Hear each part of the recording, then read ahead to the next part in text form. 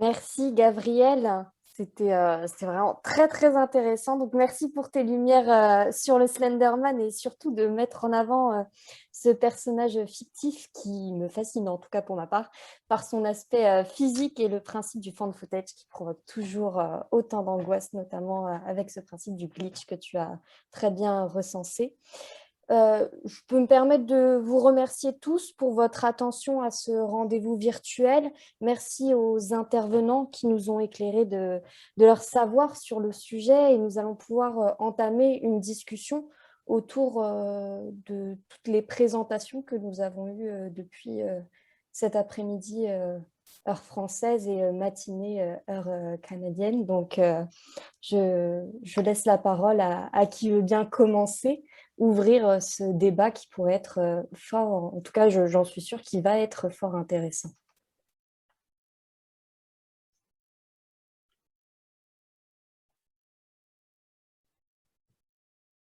Je ne sais pas qui veut commencer. Euh, pour que les gens puissent se réchauffer, puisque je suis en voix, je peux juste faire un petit complément d'information sur ce que je viens de présenter, en fait. Ben, j'ai insisté pour vous présenter des images des extraits de Marble Hornets pour que vous puissiez constater à la fois le mécanisme filmique qui est mis en place, mais aussi pour que vous puissiez constater l'absence du monstre, qu'au final, on aura vu très peu. Ce qui s'explique à la fois par les moyens très, très limités dont disposaient les créateurs de la série au moment de produire leur œuvre et qui donc travaillaient avec une espèce de mannequin fantoche que plus on mettait à l'écran, plus il semblait tout à fait factice et fantoche. Mais je vous invite évidemment à regarder cette série-là, qui est vraiment un chef-d'œuvre de série YouTube. C'est comme un peu là, ce que Blair Witch Project aura mis en place d'une certaine manière, ça aurait été poussé à son paroxysme par cette série-là.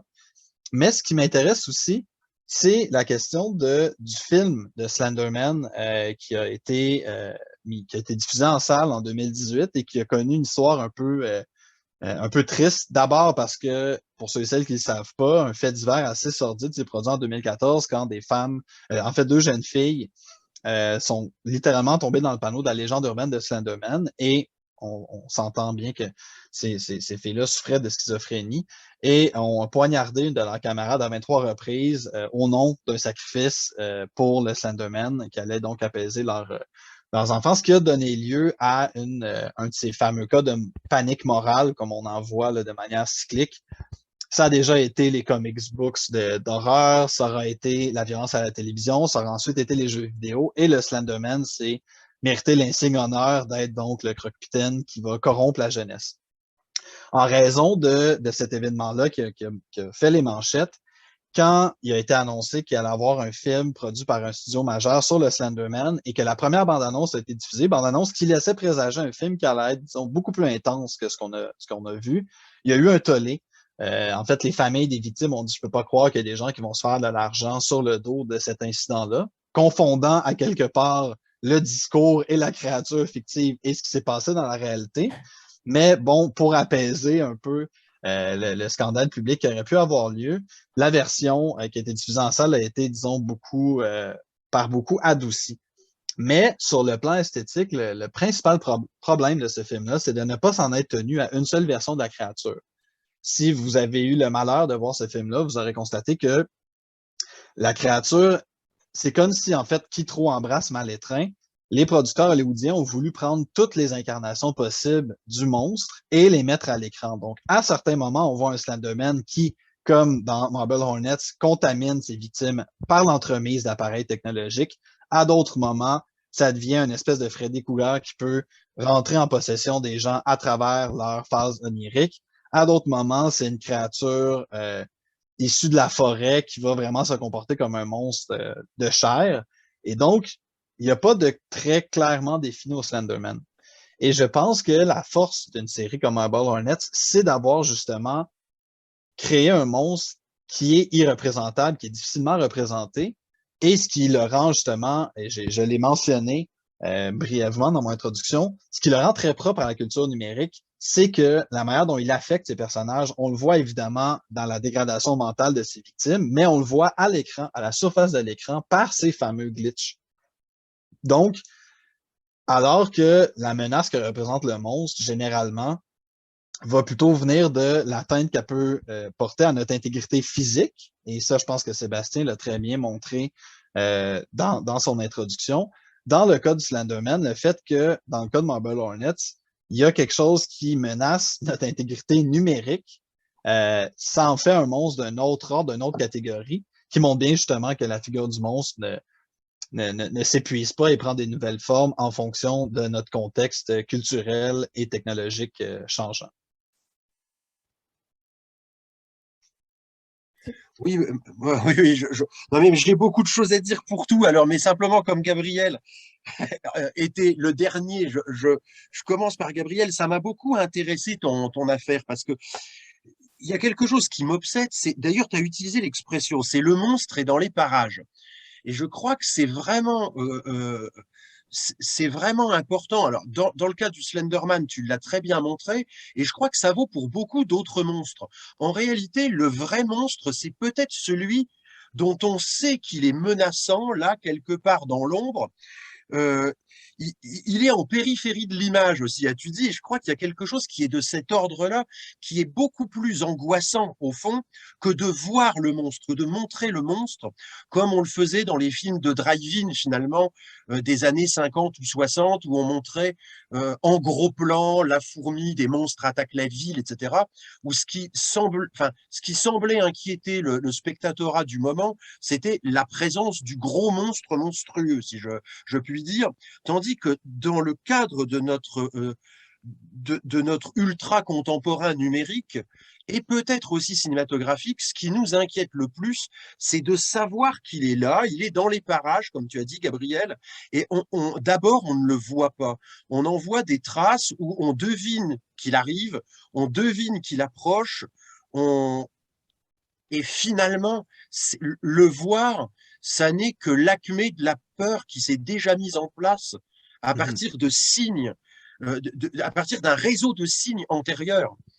Euh, bon, ça, je sais, pour d'autres raisons, c'est intéressant cette histoire de sémiologie ou de sémiotique, du coup, l'histoire des signes, parce que j'ai l'impression que c'est tous les signes de la peur qui se mettent en place et puis, quand il apparaît, ça y est, tout est déjà fait en quelque sorte. Le travail essentiel, il a été Mhm. fait sur des signes antérieurs.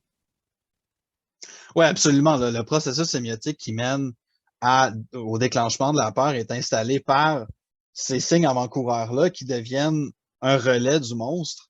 Et le simple fait de l'anticiper, et comme justement, ben, tu l'as mentionné, euh, la représentation graphique ou visuelle du monstre, que ce soit sur papier ou à l'écran, des fois va être un peu décevante. Pensons simplement à la réaction que le public a eue à la sortie du film, l'adaptation la plus récente de It de Stephen King. Comme quand on lit It de Stephen King, le monstre est décrit, je crois, à 2 reprises à travers les 1000 pages. Il est décrit la première fois quand le petit George descend au sous-sol et invente un peu le monstre dans sa tête et va en faire une description, somme toute, un peu décevante, là, compte tenu de la qualité de ce que peut produire King avec sa plume. Mais il nous installe une espèce de monstre, le lézard avec 4 mâchoires, etc. Mais ce qui va se produire, c'est que quand le monstre va vraiment surgir, plus tard dans cette scène-là, il va tout simplement être écrit ce qui est devant Georges est beaucoup pire que ce qu'il s'était imaginé. Donc, on a enclenché, on a mis en place la monstruosité par des signes avant-coureurs, et là, on fait juste dire, ben, prends ce que tu avais déjà là et amplifie-le. Donc, dans le processus sémiotique qui est mis en place dans l'écriture et dans la mise à l'écran de ces monstres-là, c'est vraiment un travail, une logique d'anticipation, de préparation, de contamination, même pourrait-on dire. Contamination, ça me semble, ouais, je vois bien, je pense que vraiment c'est très bien vu. D'ailleurs, dans les films anciens, enfin plus anciens, des années 50, 60, 70, dont parlait Antonio, moi ce que j'appelais les Craignos Monsters, c'est-à-dire ces monstres en mousse, non mais ils font pas du tout peur, on voit qu'il y a quelqu'un dans ce costume en mousse craignos, justement. Mais c'est pas grave que le costume soit si décevant, parce qu'en réalité, on a déjà eu tous les signes, un peu comme tu le dis pour le Slenderman, on a déjà eu tous les signes qui nous ont inquiétés. Et on a déjà tout ce qu'il faut pour avoir soit peur, soit révulsion, soit répulsion, soit dégoût. Ça dépend des cas. Là, on n'en a pas beaucoup parlé aujourd'hui, mais je pense que voir rire, enfin, ou quelque chose qui s'apparente au rire dans les films dont Antonio a parlé, c'est-à-dire avec le kitsch ou le camp, là, pour le coup, etc., c'est les signes qui se mettent petit à petit en place et qui font que d'un seul coup, ça culmine avec l'apparition du monstre, qu'elle soit réussie, et c'est parfois le cas, qu'elle soit ratée, c'est parfois le cas aussi, ou parfois qu'elle se fasse pas vraiment. C'est pour ça que je citais rapidement Cloverfield, parce que dans le premier Cloverfield, on le voit assez peu, finalement, le monstre. On le voit à la fin, là, dans Central Park, etc., mais on le voit assez peu.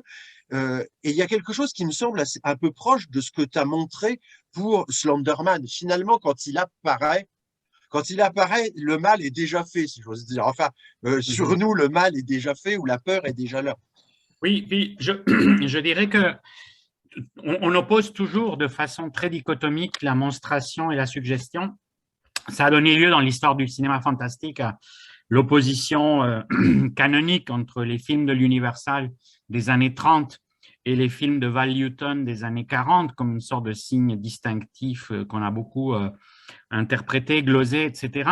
Mais c'est en oubliant que c'est vraiment un spectre et que même Val Lewton fait quand même appel ponctuellement à la monstration et inversement, les films de monstration, comme tu viens de suggérer, ne peuvent fonctionner que s'il y a d'abord ou d'une certaine manière un jeu aussi avec la suggestion. Puis ça nous rappelle que notre cher ami donc Denis Méliès appliquait aussi ce double régime du fantastique à la littérature que avant lui on avait trop à tort fait basculer entièrement du côté d'un fantastique de la suggestion. Et Méliès, dans le petit livre, mais surtout dans sa thèse, et le volume Ces champions sur Lovecraft et l'horreur, montre bien qu'il y a en littérature aussi toute une poétique du fantastique, de la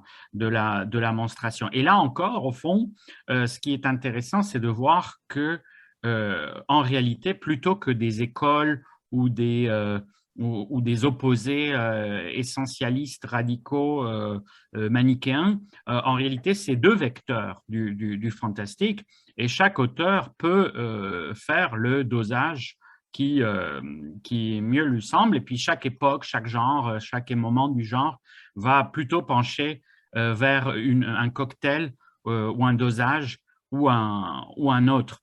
Et il est clair même dans le Slenderman que la suggestion, il y a un build-up jusqu'à une certaine monstration et après, tout dépend dans quelle limite on va se prélasser de cette monstration, comme dans les années 80 avec le body horror, donc l'horreur corporelle, etc. Et on voit d'ailleurs très bien comment dans l'horreur contemporaine, tout le monde est un peu fils des deux, c'est-à-dire que tous les réalisateurs, etc., contemporains sont à la fois héritiers de l'horreur très graphique, de l'horreur corporelle à la Cronenberg, etc. Et puis en même temps, ils sont héritiers aussi des autres strates et ils ont parfois une certaine affection aussi pour les Craignos Monsters et pour les créatures un peu mal foutues, etc., etc. Donc, c'est comme un répertoire, je dirais. Il y a quelque chose, en fait, désolé de ramener ça encore une fois à mon croque-mitaine préféré, Slenderman, mais il y a quelque chose dans son apparence, en fait, là, évidemment, on a choisi son apparence de costume noir avec la chemise blanche pour qu'il puisse facilement, dans ses productions initiales, comme c'était des montages photographiques, il était plus facile à dissimuler dans l'ombre. Mais il y a aussi quelque chose dans cette incarnation-là d'une forme de pouvoir de col blanc qu'on a, ben là, on l'a associé à la figure du hacker parce que ça a été un peu là, la mascotte du groupe de hackers Anonymous prenait cette forme-là. Mais il y a quelque chose, en fait, on peut en faire une généalogie qui pourrait remonter justement jusqu'à Patrick Bateman de American Psycho, précisément parce que Bateman a ce souci-là de son apparence qui passe beaucoup par cet uniforme de travail-là du héros de Wall Street. uniforme d'ailleurs, qui est lui-même hérité de Donald Trump, qui s'est avéré être un monstre, un autre ordre dans la réalité. Donc, mais cette question-là de l'apparence de Bateman et de comment c'est venu contaminer, d'une certaine manière, l'apparence de cet homme d'affaires-là. Peut-être, je ne sais pas si Juliette a envie de réagir à ça, comment ce look-là de costard cravate rouge peut avoir un impact dans notre imaginaire du monstre à l'écran. J'avais pas fait le rapport, effectivement, parce que pour moi, Slenderman, c'était plus dans l'idée de, comme tu disais, de passe-partout, mais aussi d'avoir une image facile à reproduire, j'imagine. Mais c'est vrai que maintenant que tu fais le lien, il y a vraiment cette idée du psychopathe commun, finalement. Commun des hautes sphères de sociales et des hautes sphères de la finance. Clément? Alors, moi, ça me fait énormément sourire, d'acquiescement, hein, d'avoir ce point sur le costume, parce que je me fais la réflexion, je suis un joueur de Hitman. Hitman, qui est un jeu d'infiltration, assassinat dissimulé, avec le personnage de l'agent 47, qui est habillé exactement de la même manière. Costume, même couleur, cravate, comme s'il y avait dans ce costume-là une idée de dissimulation, une idée de celui qui s'introduit pour pouvoir appliquer finalement sa propre monstruosité, monstruosité ici de tueur à gage pour le coup, mais je trouve que la reprise des codes couleurs est quand même assez folle. Alors, effectivement, c'est totalement fortuit, je pense, mais quand même l'idée d'avoir ce côté impeccable avec le costume cravate. Le côté qui ne laisse rien présager de la menace, a priori, me semble très intéressant aussi. C'est pour ça me faisait juste beaucoup sourire, étant un joueur de Hitman. Iconographiquement, je pense qu'il y a un passage important dès les années 70 avec les Men in Black de l'ufologie. Oui. C'est-à-dire que la représentation du clean-cut businessman qui devient l'emblème de l'horreur paranoïaque du gouvernement, etc. Au moment, évidemment, dans les 70s, où il y a tout ce cycle de complotisme au cinéma et tout ça, je pense que c'est un des infléchissements, parce que l'image des Men in Black, qui au début est quand même vraiment très cantonnée aux petits groupuscules ufologiques, etc., mais il prend vraiment de l'ampleur progressivement, et c'est l'hypernormalité qui est à la fois l'hypermonstruosité. C'est ça soit parce que ce sont des complices, soit parce que dans le cas de Slenderman, c'est eux-mêmes, enfin, la figure du businessman est un monstre. Et d'ailleurs, il y a un très grand roman d'horreur contemporain, dans toute proportion gardée, c'est, disons, post-Stephen Kingien, c'est The Businessman, précisément, de Thomas Disch, qui utilise beaucoup cet imaginaire-là. Donc, oui, il y aurait quelque chose d'intéressant à faire, un article sur la figure du businessman comme nouvelle figure de l'horreur. Mais en fait, juste pour comme rebondir sur cette question du businessman, parce que je ne sais pas si vous avez eu la chance de lire l'essai White de Bret Easton Ellis, son plus récent, qui là, en fait, Easton Ellis contribue beaucoup à sa propre gloire dans cet essai-là, mais va beaucoup revendiquer le fait que son roman American Psycho va avoir cristallisé cette image-là du businessman comme étant un dangereux psychopathe, alors que, bon, iconographiquement, comme tu l'as souligné, Antonio, il y a les Men in Black qui avaient instauré déjà cette idée-là de le pouvoir représenté par un habit typiquement mâle de quelqu'un d'officiel, de fonctionnaire qui viendrait à ta porte et que tu pourrais rien faire. Et puis par la suite, comme tu l'as mentionné, Clément, évidemment, quand on parle du Slenderman, dans la généalogie là, qui va de Patrick Bateman jusqu'au Slenderman, il y a l'agent 47 parce qu'il a été très populaire. Mais c'est vraiment fou à quel point, dans son livre, White, Ellis va beaucoup insister sur le fait que Donald Trump était comme si le personnage de Bateman est obsédé par Trump, c'est parce que lui-même, à l'époque, l'était. Et donc là, cette espèce de réalité qui dépasse la fiction, de certaine manière, d'avoir fait de Donald Trump ce personnage-là qui, monstrueux, c'est peut-être un peu exagéré, mais moi, je l'appellerais très certainement grotesque, en tout cas. Et il y a quelque chose de grotesque parfois dans le monstre, notamment avec les craignants sponsors des années 70, donc tout est dans tout. Non, et surtout, il y a une généalogie très, très inquiétante de Trump, dans l'imaginaire, c'est qu'en fait, c'est parce que Bret Easton Ellis y voit l'icône absolue des Yuppies que ceux qui décident de le mettre dans le programme, dans l'émission de reality qui va faire sa vraie gloire, font appel à lui. Parce que dans les faits, c'est totalement absurde. Le mec était en banqueroute, littéralement, donc il avait complètement dilapidé la fortune familiale, etc.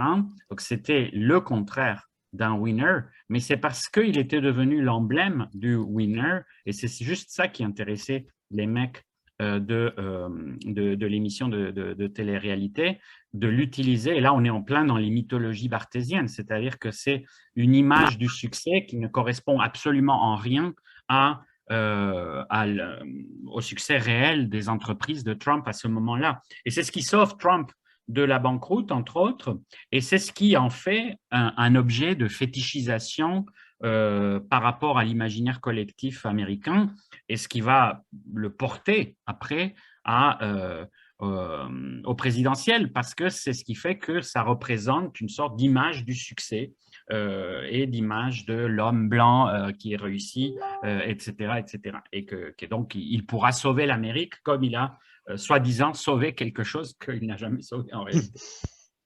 Je pense que dans l'histoire du costume cravate, il y a peut-être autre chose. Enfin, c'est sûr que il y a l'histoire du deep state, ça c'est certain. C'est-à-dire dès lors qu'il y a un état profond dans lequel on soupçonne que des individus manipulent tous les autres et ont infiltré les organes de décision, ils portent le costume de leur caste. Or, le costume de cette caste, c'est le costume cravate précisément. C'est ce qu'on trouve dans Invasion Los Angeles. Tu sais, on en avait déjà parlé, Antonio, c'est-à-dire ce sont des extraterrestres. L'ouvrier qui a les bonnes lunettes qui permet de voir, voit que ce sont des extraterrestres derrière leur costume. C'est en quelque sorte l'homme de la rue qui peut voir ce qui se trame dans l'état profond. Mais je me demande s'il n'y a pas, là je ne sais pas, mais je me demande s'il n'y a pas aussi une sorte d'arrière-plan imaginaire ou de l'imaginaire du tueur en série. C'est-à-dire le tueur en série extrêmement méticuleux, dont les chaussures sont toujours très bien cirées, dont le nœud de cravate est parfaitement fait, dont le pantalon a les plis parfaitement marqués. C'est le signe qu'il a un esprit d'une rigidité telle qu'il est en réalité fou et que c'est cette folie qui le pousse à être un monstre. Le parfait costume à ce moment-là, parfaitement repassé, c'est l'image d'un cerveau dérangé, d'un cerveau plié justement en quelque sorte. Et on voit souvent ça dans les représentations soit cinématographiques, soit télévisuelles, soit romanesques du tueur en série. On le voit plier ses chemises, on le voit plier ses costumes, les mettre sur des cintres, et puis il lave bien ses chaussures après le crime, etc. Pas seulement pour faire disparaître des traces de sang ou des traces d'ADN, mais parce que la moindre gouttelette de corps étranger le gêne. Et là, je me demande si on n'a pas le croisement de deux imaginaires. C'est l'imaginaire du monstre tueur, qui est celui du slasher, mais qui est aussi celui du tueur en série, les grands tueurs en série, finalement, des années 60-70, du temps de l'obsession pour les tueurs en série, et puis l'imaginaire du deep state, de cet État, à la Trump aussi, et des Men in Black, etc. Bah, puis, pour moi, il y a... oui.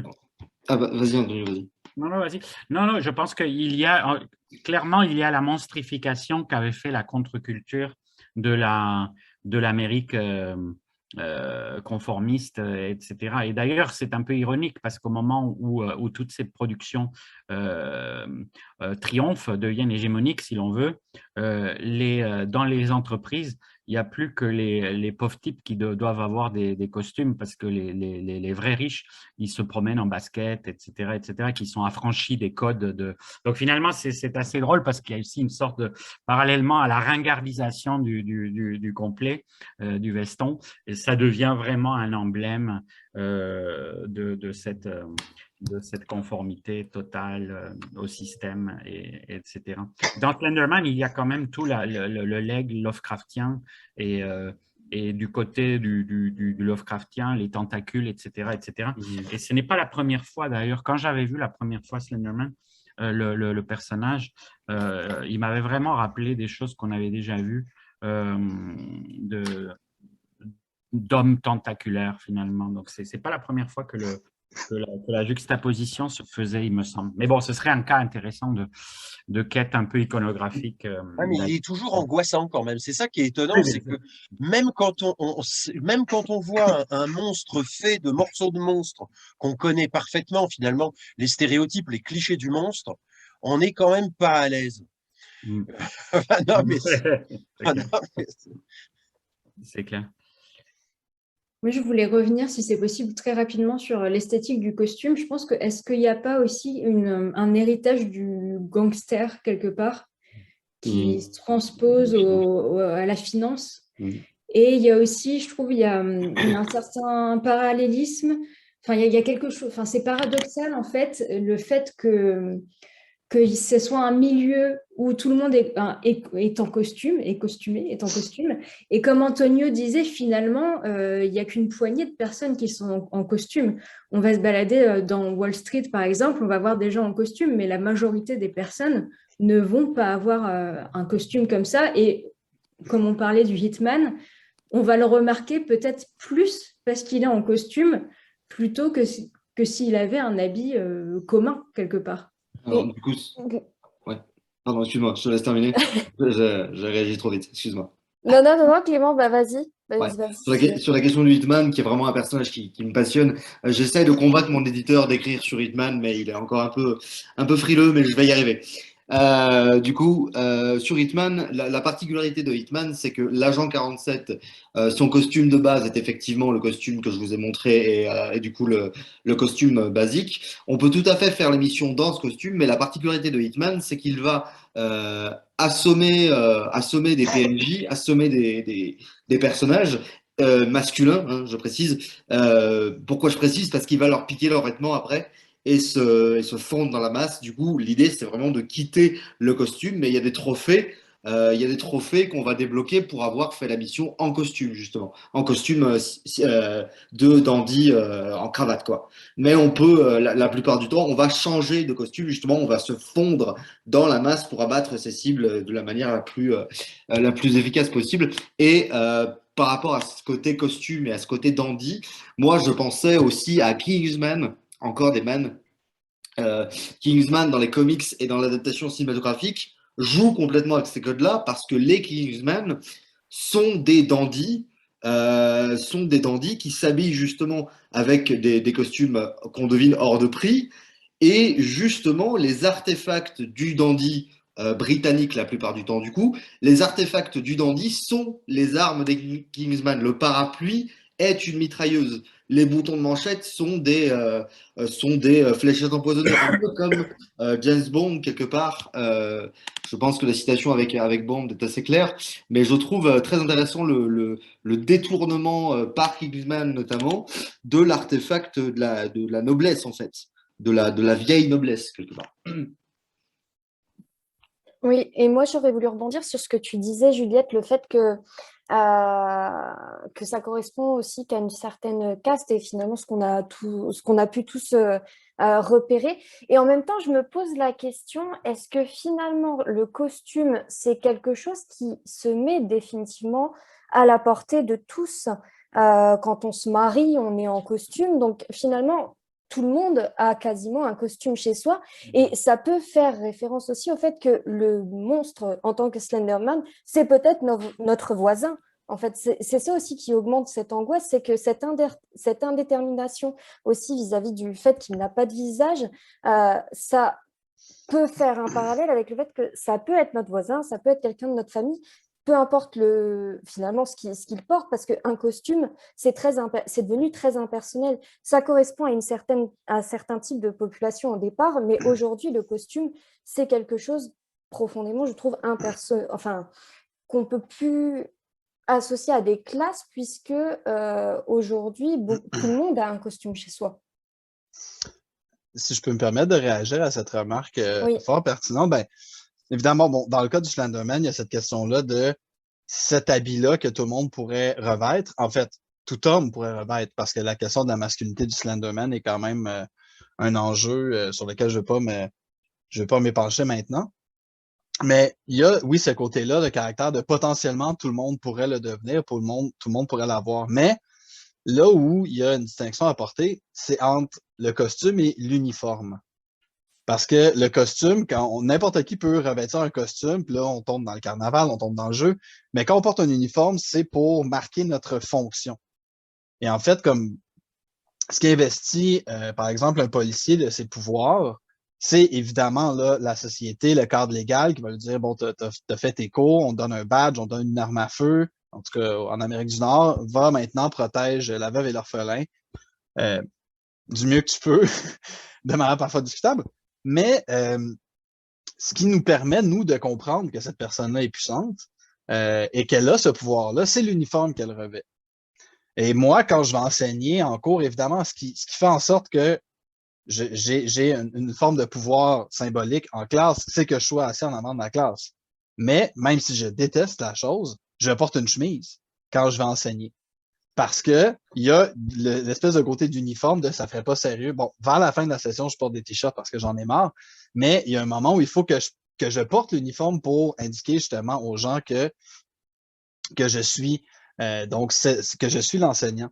Et c'est la remarque justement de Sébastien, je sais pas si c'était Sébastien ou Antonio tout à l'heure, vous êtes deux personnes différentes, mais vous êtes d'une telle érudition que parfois dans ma tête, vous hybridez.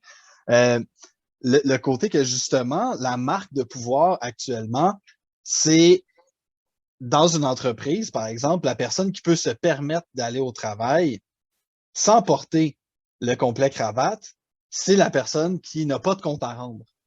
Donc, il y a une manifestation d'une forme de pouvoir à travers le non-respect des normes et le non-uniforme.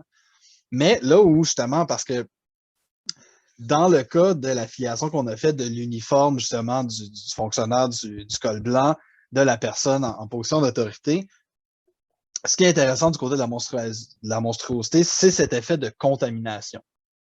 Que vraiment, il y a quelque chose qui s'est produit. Dans le cas d'American Psycho, justement, l'adulation des yuppies et tout le système moral déficitaire, pourrait-on dire, qui vient avec, transforme Patrick Bateman en ce monstre qui n'accorde aucune valeur à la vie. Et dans le cas du Joker, là aussi, il y a une forme de contamination. Le film a été un peu critiqué là, à sa sortie, justement, pour ce discours-là un peu ambivalent de c'est la société qui a créé ce monstre-là. Mais là, dans le cas du Joker, lui, il va revêtir un costume pour être capable de... Et c'est à partir du moment où il enfile son costume et qu'il l'assume, là, il est bel et bien un monstre. Sa transformation vers le monstrueux est terminée en quelque sorte. Mais cette question-là, justement, puis, il y a un cas, évidemment, moi, quand je pense au monstre, ben, je pense à Jason Voorhees et son uniforme, c'est un masque de hockey. Et donc, là, évidemment, le hockey, c'est un sentiment d'appartenance nationale, culturelle très, très fort chez les Québécois et les Canadiens. Mais il y avait quand même quelque chose, justement, pour la petite histoire, en fait, quand le premier joueur qui a porté un masque de hockey, c'était un gardien de but. Parce que jusqu'à ce que cette personne prenne la décision très, très logique de dire, il faut que je me mette quelque chose sur le visage parce que je peux me prendre des palets qui arrivent à une vitesse extraordinaire, je vais me les prendre dans la gueule et je vais être défiguré. Ben, donc quand la personne a vêtu ce masque-là, ça l'a distingué de tous les autres sur la glace. Et le gardien de but, dans l'imaginaire, justement, du hockey, le hockey étant un sport très physique, très brutal, mais la personne qui choisit d'être gardien de but, c'est la personne qui, vêtue d'un équipement à l'époque très, très modique, là, c'était à peine des plastrons de cuir, se dressait devant les tirs. Donc, il y avait une forme un peu de masochisme là-dedans. Et le gardien de but, c'est cette personne-là qui va recevoir ses rondelles et qui va continuer à se relever constamment, qui va rester debout. Donc, on a transposé cet élément-là du masque de hockey, on l'a mis dans le visage de Jason Voorhees. Et qu'est-ce qu'on a avec Jason Voorhees? On a cette créature-là qui ne tombe sous aucun coup, qui va se relever continuellement. Donc, on a pris des marqueurs.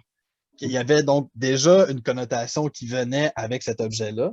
Et en le mettant dans le visage d'une créature qui est contaminée pour des raisons monstrueuses là, qui sont différentes dans le cas de Friday the 13, ben, il y a ce côté-là il y a un élément non pas du costume, mais de l'uniforme, dans le cas de l'uniforme du gardien de but, qui participe à la monstruosité effective de Jason Voorhees.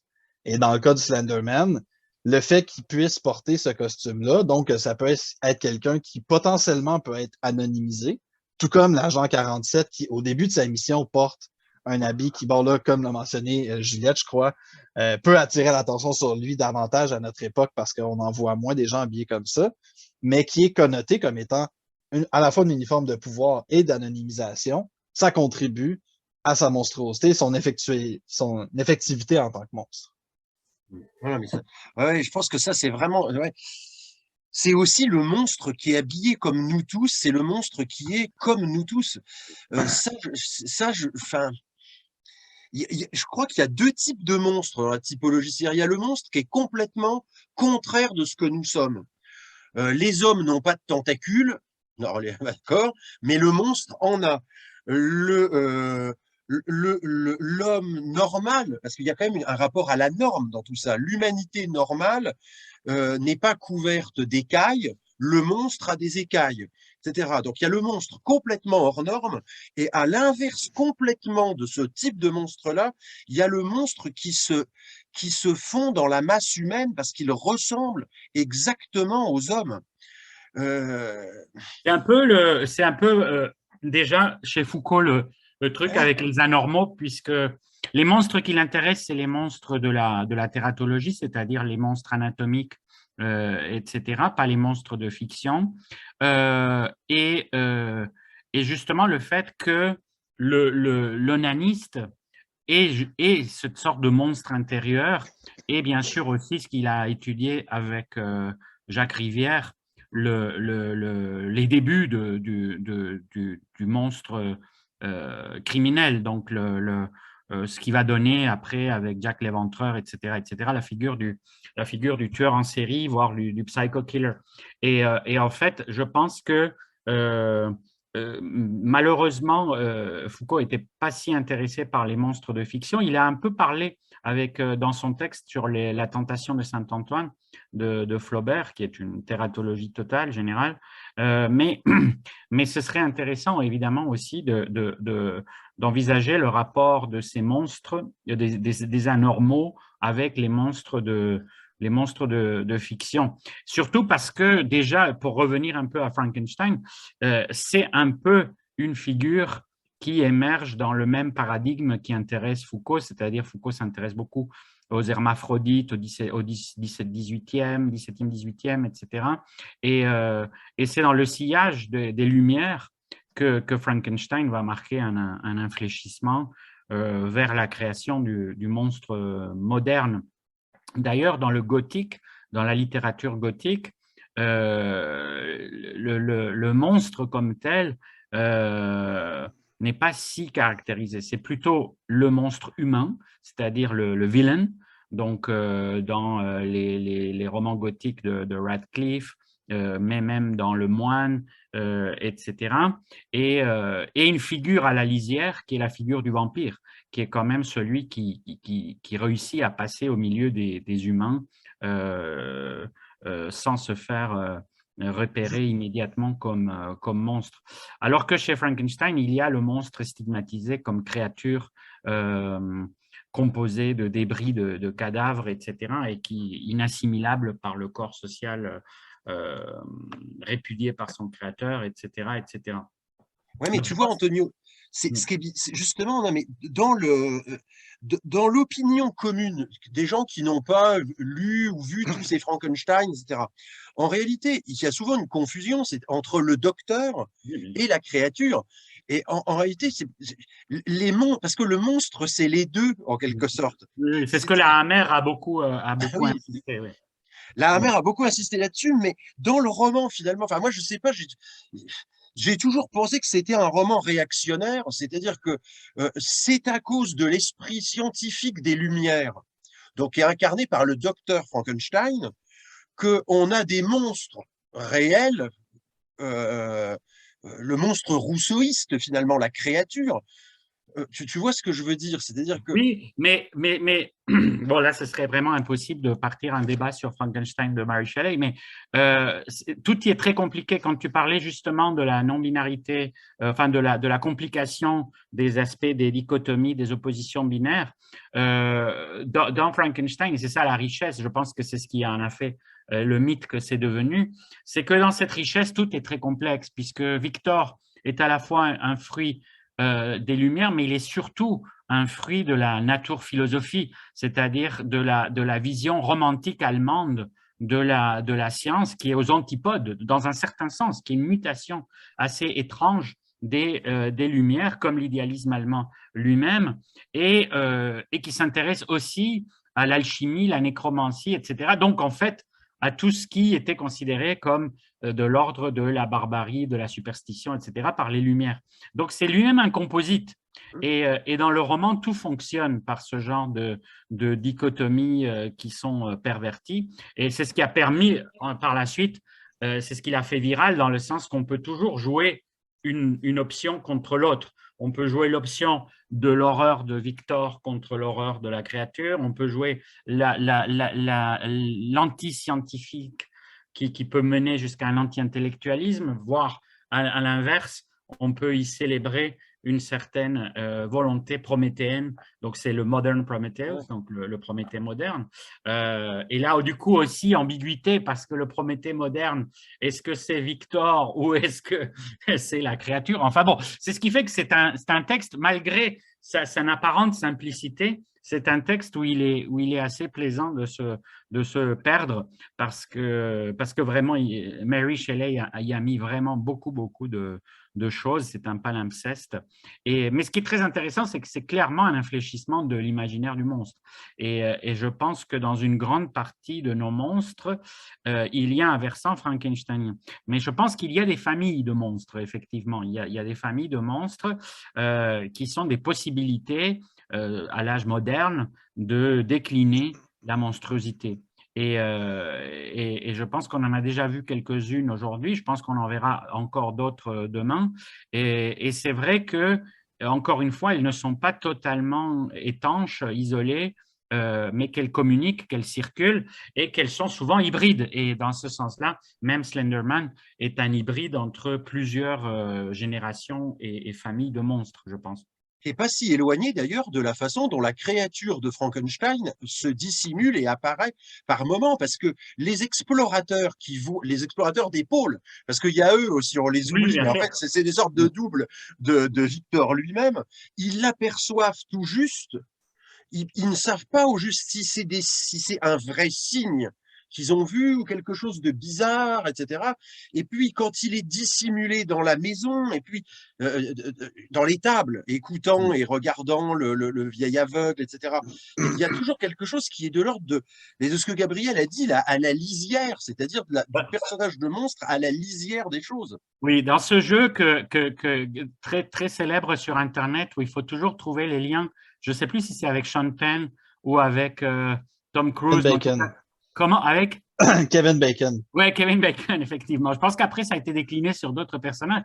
Mais le lien Kevin Bacon entre Slenderman et Frankenstein pourrait être, pour l'avoir un peu travaillé, la scène dans The Thing de Carpenter où justement, il y a une figure qui disparaît dans la neige. Et c'est parce que clairement, on est dans l'univers de l'imaginaire de l'horreur polaire, etc. Donc, il y a un lien quelconque et c'est toujours difficile, ces histoires d'influence, comme on appelait avant dans le comparatisme ancien, les influences qu'ensuite on a appelé intertextualité, etc. etc. Mais toujours difficile de voir si c'est des vraies sources avérées, des intertextes assumés par l'auteur implicite ou non, etc. Mais toujours est-il qu'il y aurait une continuité intéressante entre Frankenstein fuyant vers son extinction, The Thing et quelque chose totalement marqué par le body horror du film de Carpenter qui est Slenderman. D'ailleurs, la figure de la créature, de l'homme tentaculaire, je pense qu'elle doit beaucoup à The Thing toujours. Enfin, tout homme tentaculaire qu'on retrouve maintenant, c'est Lovecraft revu par Carpenter pour The Thing. Voilà, une possibilité dans les généalogies monstrueuses qu'on peut toujours créer Donc, le jeu Kevin Bacon, effectivement, de l'horreur et des monstres. Mais c'est un jeu qui pourrait être intéressant, enfin, qui est intéressant toujours, c'est-à-dire de dire, bon, qu'est-ce qui relie finalement ces monstres les uns aux autres? Des fois, c'est très clair, comme dans le truc de Guillermo del Toro et The Creature of Black Lagoon, etc., ou dans les remakes, etc. Et des fois, c'est plus ambigu, c'est plus complexe. Et souvent, même pour le slasher, finalement, le monstre du slasher a pris diverses formes. Tu parlais évidemment, Gabriel, du masque, mais c'est aussi Freddy, qui, lui, c'est son visage qui a été totalement carbonisé. Enfin, tous les différentes composites. Dans le giallo, c'est souvent le travesti, donc avec un côté très transophobe, homophobe, phobe en général, très phobique, du gender trouble. Très souvent dans le giallo, c'est des hommes déguisés en femmes, des femmes déguisées en hommes, des créatures qui justement jouent sur ce truc-là. Des fois des hermaphrodites, comme dans un des plus bons, des meilleurs gialli, qui est espagnol, La Residencia de Serrador. Donc, ouais, tout un truc. Et puis finalement, le masque, qu'est-ce qui relie les monstres au masque? Parce que c'est tout un autre truc aussi. On est habitué aux monstres masqués, mais c'est un peu un paradoxe par rapport au monstre d'origine qui lui, n'a pas besoin de masque pour être horrifique. Au contraire, c'est souvent son visage qui est monstrueux. Et là, il y aurait toute la généalogie Joker avec l'homme qui rit de Victor Hugo, Gwynplaine. Donc, il y a un rapport au fait enfin, je pense que le masque, il y a ça aussi pour nous. C'est-à-dire que ça renvoie à tous ces personnages qui avaient un corps humain, mais qui n'avaient pas une tête humaine, de type le Minotaure, justement. Ils n'avaient pas besoin de masque parce qu'ils avaient déjà une tête, je peux dire, ils avaient déjà une tête masquée, un masque naturel. Mais n'empêche que ça renvoyait à cette horreur-là d'être à la fois et humain et d'avoir pas une tête humaine. Ça peut être un masque qu'on peut enlever, comme le Ghostface de Scream, ou alors ça peut être une tête de bovidé comme le Minotaure qui peut pas enlever son masque, mais à chaque fois, il y a quand même le fait que c'est pas un visage tel que nous le connaissons. Oui.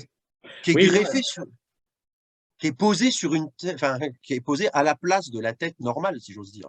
Oui, puis même pour complexifier cela, le grotesque que tu aimes tant à Rome, faire la chasse au grotesque, le grotesque est lui-même un truc très étrange puisqu'il relève à la fois d'une sorte de masque, ça se présente souvent comme une sorte de masque, mais qui représente une figure de l'ancienne monstruosité, donc de la monstruosité classique. Mais je pense que, enfin, la présentation que tu as faite, elle est vertigineuse et il faudrait vraiment la relire tranquillement et tout ça. Mais ce qui est, enfin, ce que tu avances d'une sorte de science du monstre général, c'est quelque chose d'assez intéressant. Je sais que les Couteux l'avaient un peu fait dans les années 50. Ouais. Ils avaient essayé de faire cette sorte du paradigme du monstrueux. Mais je pense que dans ce que tu as fait en condensé, il y a vraiment beaucoup de choses parce que rien que la dichotomie que tu crées à différents moments, etc. Enfin, bon, ça pourrait décliner avec des milliers d'exemples à chaque fois. Et en même temps, ce qui pourrait être aussi intéressant, c'est de suivre ces exemples-là, c'est-à-dire que dans cette sorte de condensation extrême dont tu as l'art de cette synthèse extrême, mais il y a quelque chose d'intéressant à la déplier et à voir effectivement, puisque dans une seule phrase, je me rappelle qu'il y avait plein de choses qui me venaient à l'esprit quand tu parlais, et que catégoriser le monstrueux est à la fois un projet fascinant et à la fois très dangereux puisque c'est justement quelque chose qui défie la catégorisation et qui se joue des catégorisations. Et donc, à chaque fois, ce serait intéressant de voir en quoi la catégorie est exacte et en quoi elle est perturbée. C'est-à-dire que à chaque fois, je pense que le monstre fonctionne un peu comme ça. Il s'inscrit dans une catégorie à cause du genre, etc., etc. Donc, quelque part, on le reconnaît parce qu'on reconnaît sa famille. Comme dans les mariages en Espagne, on demande, tu viens du marié de la part de l'époux ou de l'épouse, tu vois. Donc, moi, je suis du côté de l'épouse, tout ça, comme personne ne se connaît dans les mariages. Donc là, c'est un peu ça. D'où viens-tu? Chaque nouveau monstre, c'est bon, est-ce que lui, est-ce qu'il nous fait le coup? Est-ce qu'il vient de Frankenstein? Est-ce qu'il vient plutôt justement du satyre, du monstre classique, composite, homme-animal, etc., etc. Puis en plus, il y a des traditions qui perdurent. Il y a des figures comme le Slenderman qui marchent très bien par contamination virale, comme a dit Gabriel, etc. Et puis, il y a des traditions qui s'éteignent. C'est-à-dire qu'il y a des monstres, en fait, qui n'ont pas vraiment de descendance. Ils plaisent à une période donnée. Les et puis satyres, ensuite, les satyres qui étaient partout dans les tableaux oui, de la Renaissance jusqu'au XVIIIe siècle, qui couraient après les nymphes. Bon, je pense que les satyres sont un peu foutus, quoi. non, mais les satyres, c'est fini. Ouais. Non, mais on voit Ils sont disparaître. repris dans le terme satire, et ça, oui, c'est Oui, à la mode, évidemment, mais c'est purement métaphorisation. Le satire lui-même, et bon, il y avait le mec de Harry Potter qui était devenu un faune, non, une sorte de faune ouais. dans ce truc où il avait des trucs qui lui poussaient, mais et là encore, il faudrait faire la distinction entre le faune et le satire, et bon, il faudrait voir. Non, mais on voit des lignées qui s'éteignent aussi. Hein. Ça, c'est intéressant. Parfois, elles ressuscitent ultérieurement et parfois c'est terminé. Bah, C'est-à-dire que, le composite homme-animal, qui était le gros truc de l'Antiquité, peut-être sous l'influence de la préhistoire, comme tu le signales, les hommes animaux de la préhistoire et du chamanisme, au fond, bah, peut-être que c'est vraiment une des choses que la modernité a un peu tué. Peut-être parce qu'ils étaient trop classiques, justement, trop associés à l'Antiquité classique, et que le romantisme, c'est pas… ou alors ils reviennent sous une forme parodique. C'est dans Mars Attacks, je crois. Tu sais, on greffe la tête de Pierce Brosnan sur le corps d'un chien. Bon, mais, La non, mais greffe, oui. Oui, oui, la greffe la greffe, permet de revenir un peu à ça, oui, oui. Mais disons que un monstre qui serait justement bovin, bon, ouais, non, c'est un peu fini, quoi. ouais, c'est fini. Ça. Je vois ta mélancolie proustienne se déteindre sur Non, mais je suis les toujours bonnes triste de la idées disparition. d'antan. Je suis toujours triste de la disparition des choses, c'est-à-dire Ouais, même des exact. minotaures. Je sais, c'est un tropisme. Où sont les minotaures d'antan? Où sont les minotaures d'antan? On a encore des Slenderman, c'est déjà ça. Mais un jour, ça. Non, mais. Un Ça jour, disparaîtra aussi. Everything must go, comme dans Joker, justement. c'est ça. Qu'est-ce qu'on fait? On arrête là? Bon, je pense que c'est une bonne conclusion, effectivement. Et demain, on reprend. Et Et donc, demain, on reprend. Alors, Gabriel, demain, on ne te voit pas parce que tu es en cours, toi, c'est ça? Oui, malheureusement, je vais être occupé à d'autres à d'autres tâches. Je t'enverrai la feuille de style et tout ça pour le texte. Pour le texte, alors Antonio, comment on fait? Parce que Nancy voulait publier dans Cultural Express les textes. OK, OK. Est-ce qu'on arrête d'enregistrer ou Ouais, là, je pense. Oui. Oui. Bah, là, je suis un